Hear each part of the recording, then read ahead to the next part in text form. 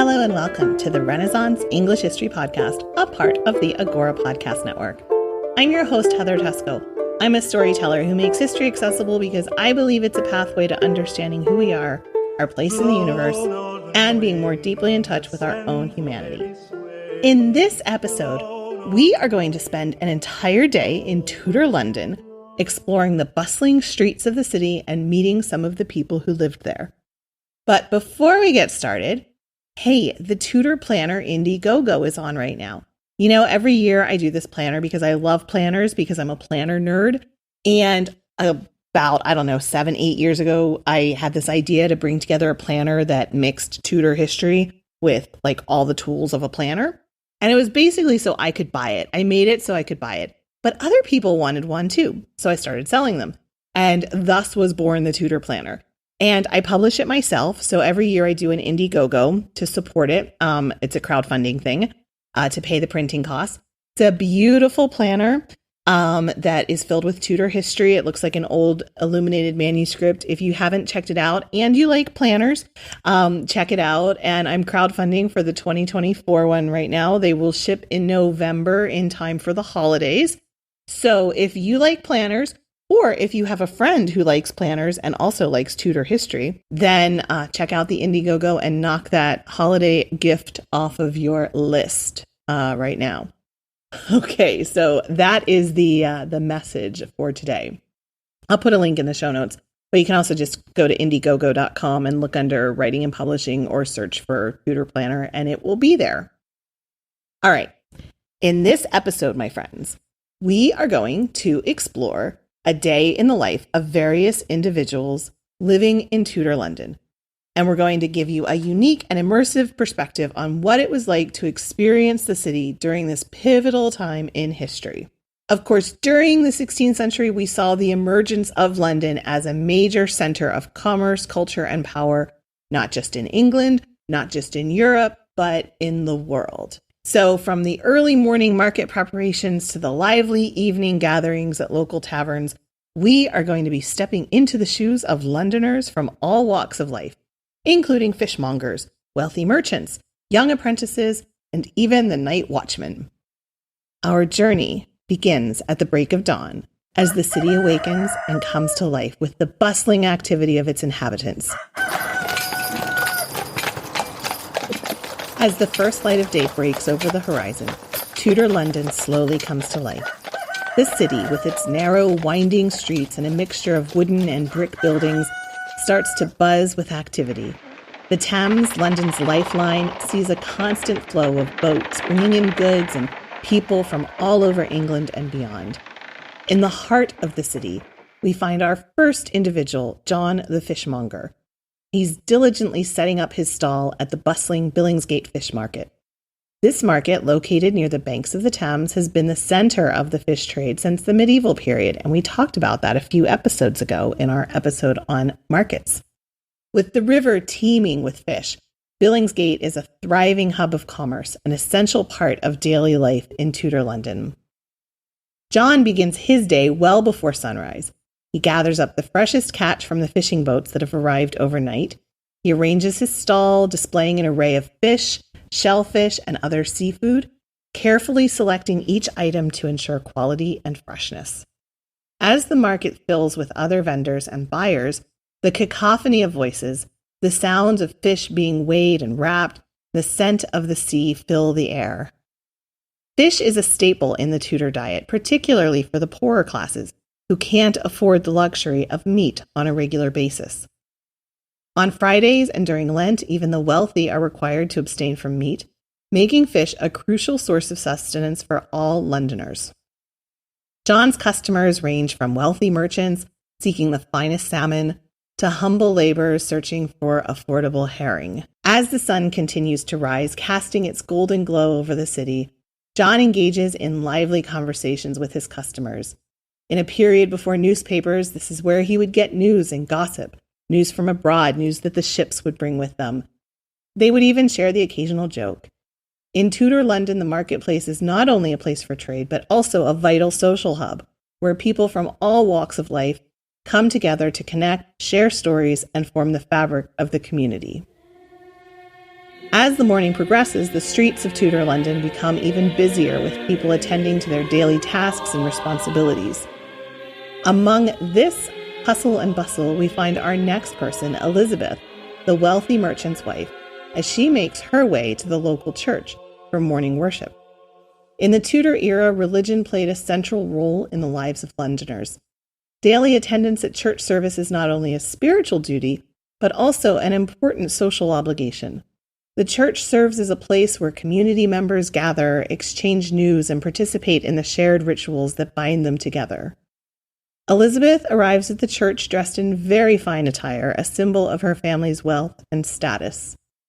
Inside, the church is adorned with intricate stained glass windows and ornate sculptures reflecting the deep devotion and artistic skills of its creators. As the service begins, the congregation joins together in prayer, song, and recitation of sacred texts. During this period, England is undergoing significant religious upheaval along with the rest of Europe. But the English flavor is a little different because the Reformation, which was initiated by Henry VIII's break with the Roman Catholic Church, leads to the establishment of the Church of England, with the monarch as the supreme head. The transformative event has far-reaching consequences for the people of Tudor London, as religious beliefs and practices evolve and previously established norms are challenged. Despite these changes, Elizabeth and her fellow worshippers remain steadfast in their faith.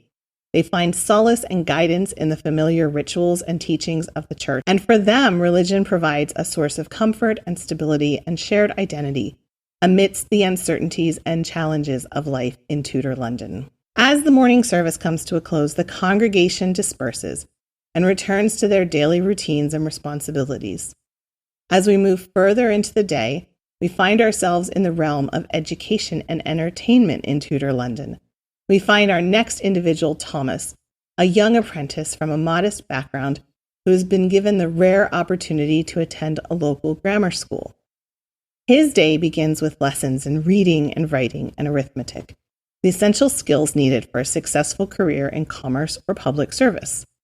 The schoolmaster is stern but knowledgeable, and he instills discipline and respect for learning in his pupils, using a combination of rigorous instruction and strict punishment for those who fail to meet his high expectations.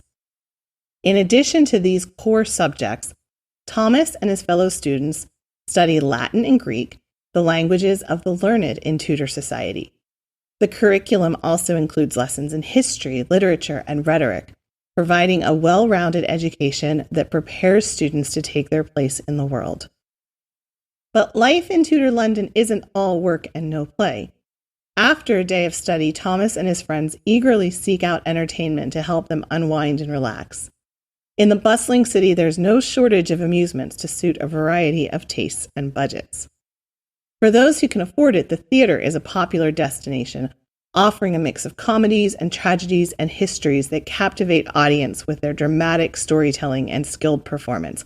This is especially true in the later Elizabethan period, not so much in the early Tudor period. Playwrights such as William Shakespeare and Christopher Marlowe by the 1590s are dazzling their viewers with their wit, insight, and mastery of the written word.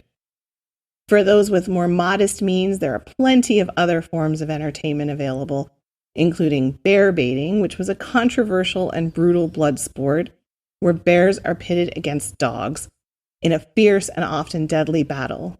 There are also public executions, which, while gruesome, draw large crowds eager to witness the spectacle and gain a sense of justice being served.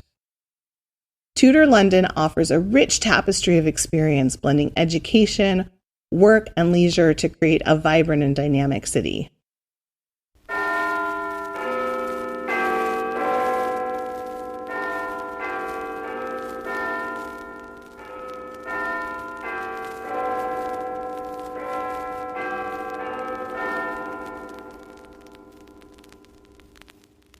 As the clock strikes noon, the streets of Tudor London fill with the enticing aromas of various foods being prepared for lunchtime.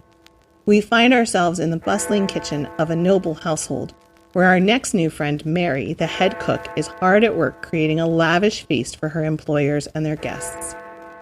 In Tudor society, food is not only a source of nourishment, but also a display of wealth and status. The more lavish the meal, the more it reflects the prosperity and social standing of the host. Mary is well versed in the culinary arts, skillfully combining a variety of ingredients and techniques to create dishes that delight the senses and satisfy the appetites of her discerning diners. The menu for today's feast includes a range of delicacies such as roast peacock, venison pies, and eel in a savory almond sauce. Accompanying these dishes are an array of vegetables, fruits, and spices, many of which have been imported from far-off lands, showcasing the global reach of Tudor trade and commerce. For dessert, Mary has prepared a selection of sweet treats, including spiced fruit tarts and honey cakes, and marchpane, an early version of marzipan. To accompany the meal, guests will enjoy a variety of wines and ales and other beverages, each carefully chosen to complement the flavors of the dishes being served. While the nobility dine on such extravagant fare, the majority of Londoners enjoy simpler meals. Bread, cheese, and pottage, a thick stew made from vegetables, grains, and whatever meat is available, are a staple food for most households. Despite these differences in diets, food remains a unifying force in Tudor society, bringing people together in shared moments of fellowship and nourishment. As Mary and her assistants put the finishing touches on their culinary creations, the noble household and their guests gather in anticipation, eager to partake in the delicious feast that awaits them. As the afternoon sun casts long shadows across the streets of Tudor London, we turn our next attention to the city's efforts to maintain law and order. And we meet our next friend, William, a constable who's been tasked with patrolling the streets and ensuring the safety and well-being of its inhabitants.